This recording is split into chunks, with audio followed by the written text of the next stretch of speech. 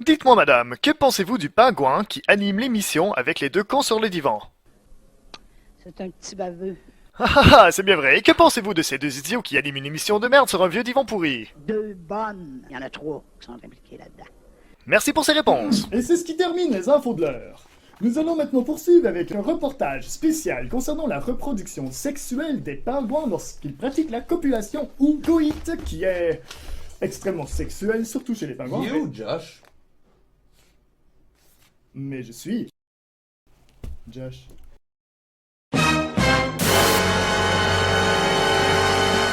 Salut à tous et bienvenue à l'émission. Le thème de cette semaine sera le sport, et plus précisément, les échecs sportifs. Oui, et nous commencerons la semaine en parlant du bowling, qui serait apparemment un sport extrêmement dangereux. Le bowling. Le sport de la destruction.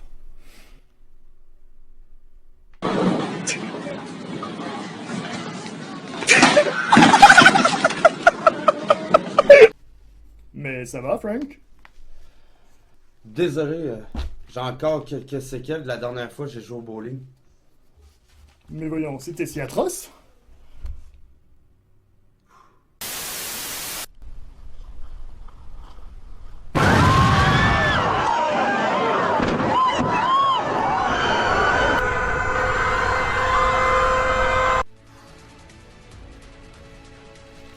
J'ai eu de la chance, en fait. Ils ont mis ça sur le dos du terrorisme. Ah, le terrorisme prêt à porter tous les blâmes! Bref, bienvenue à l'émission.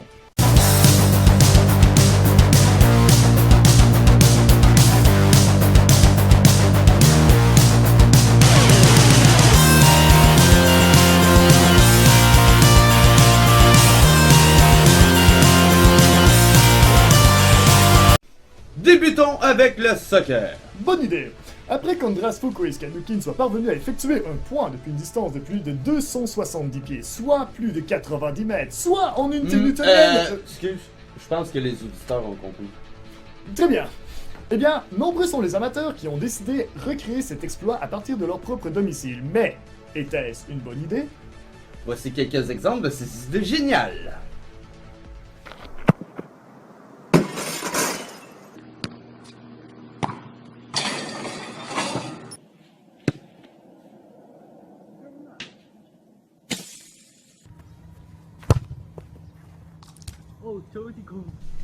Une pratique très peu orthodoxe, il faut se l'avouer, mais qui cause un vandalisme à l'échelle planétaire.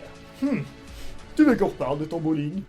J'y suis pour rien, c'est Osama. Ils l'ont dit à la télé. Un argument de poids. Poursuivons avec les dangers du soccer. Vous savez que le soccer peut aussi provoquer une situation d'avortement post-natal chez les enfants qui y jouent? En voici un exemple. Post-natal.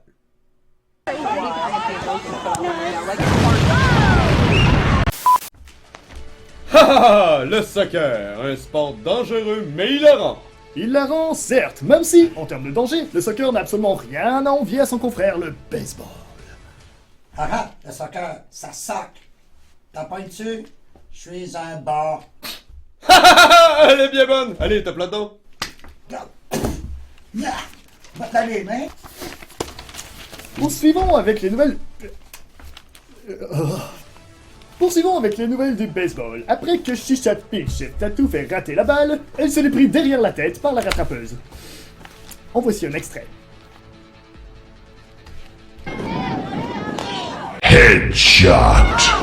Rien ne vaut son expression de surprise. Effectivement, et en parlant de surprise, cet événement a donné naissance à une nouvelle pratique chez les fans de baseball qui s'appellerait le baseball surprise, j'en crois mes feuilles. Ce nouvel aspect du baseball ferait fureur chez les grands autant que chez les petits. La preuve, en image. You can throw it to. Back up. Oh my gosh. Baseball surprise! Oh. Haha, bien essayé, mais quel farceur ce Maurice. Maurice, toujours aussi hilarant. Je sais, mais pourrais-tu avoir ma paye? S'il vous plaît. Mais tiens donc. Ben oui, justement au pied de l'arc-en-ciel, juste là-bas, Maurice, elle t'attend sagement. Ah, ok. Ah, Maurice. Et maintenant, voici les nouvelles du curling. Oh que non! Écoutez, je peux encore prendre Tic-Tac-Toe ou League of Legends ou même le poker comme étant un sport international. Mais croyez-moi, la communauté homosexuelle va avoir le droit de se marier aux États-Unis depuis longtemps avant que je considère que poser le balai devant une bouilloire qui revole sur une petite patinoire, ce soit vraiment un sport, ok? Moi, dis-tu? Non, laisse-les s'enfoncer. That's right. Excusez-moi. J'ai tendance à avoir un comportement plutôt explosif lorsqu'on s'adresse au curling, comme si c'était réellement... Quoi?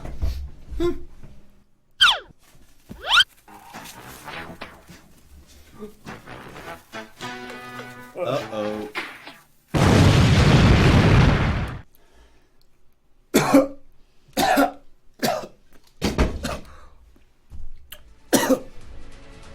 Et maintenant, voici un reportage professionnel de notre reporter en chef.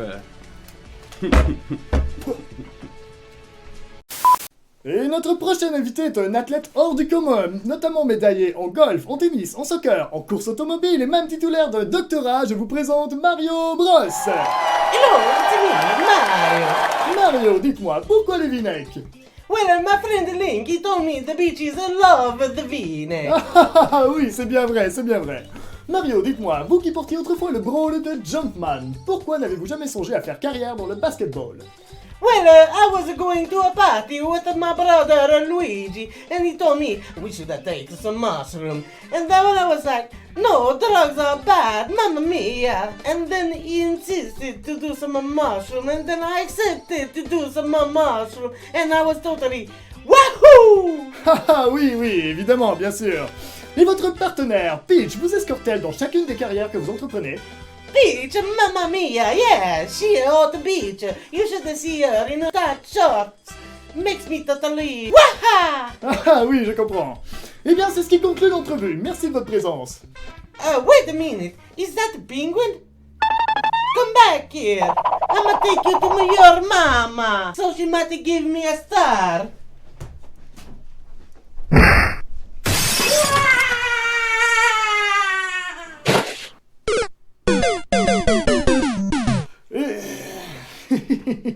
Pourquoi tu me regardes comme ça?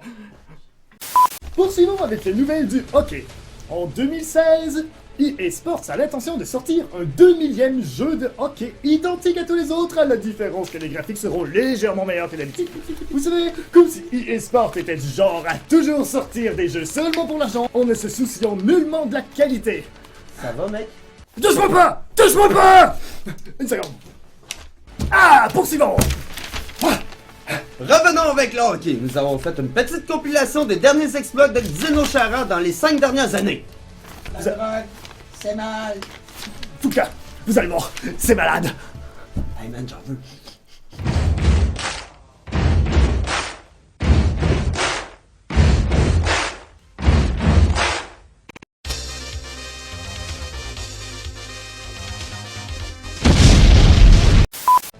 Poursuivons l'émission avec la thématique des Jeux Olympiques. Pour tous ceux qui habiteraient dans une grotte préhistorique et pour une raison obscure avec accès à YouTube, les Jeux Olympiques sont un événement qui sert à déceler les meilleurs sportifs du 4 coins du globe. Effectivement, mais le tout sans drogue, car les gagnants n'utilisent pas de drogue, et c'est pourquoi l'un des principaux commanditaires des Jeux Olympiques élève toute sa viande sans stéroïdes. Car dans la vie, succès et drogue sont deux antonymes qui ne peuvent coexister ensemble. Effectivement. Et toi, Pingouin, tu vas devoir passer au dépistage. Qui dit qu'il fume? Continuons avec le saut à la perche.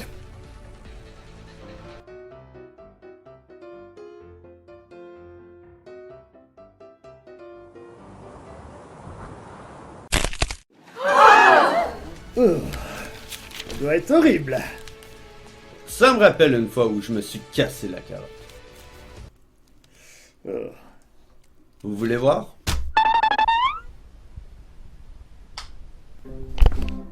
Dans la vie, il y a des obstacles. Et il y a même des gens qui s'en foutent carrément des obstacles. Ouais. Passons à la course à obstacles.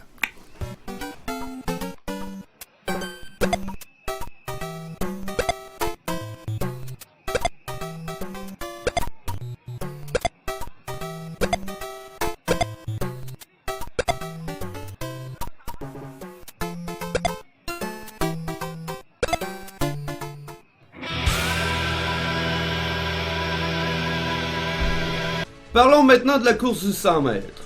À spécifier que les athlètes qui participent à cette discipline sont capables d'atteindre une vitesse moyenne de 36 km/h. Inutile de vous spécifier qu'à une telle vitesse, un impact serait catastrophique. Comme on le dit au Québec, ça fesse dans le dash.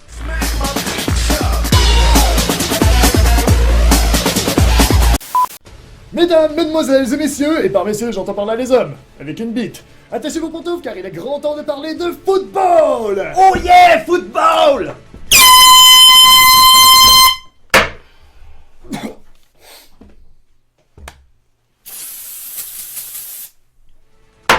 Poursuivons avec le fait que Michael Bay aurait abandonné sa carrière cinématographique pour devenir président de la Ligue nationale de football.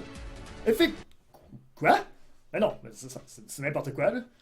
Non, c'est parfaitement véridique. Et en voici un extrait officiel.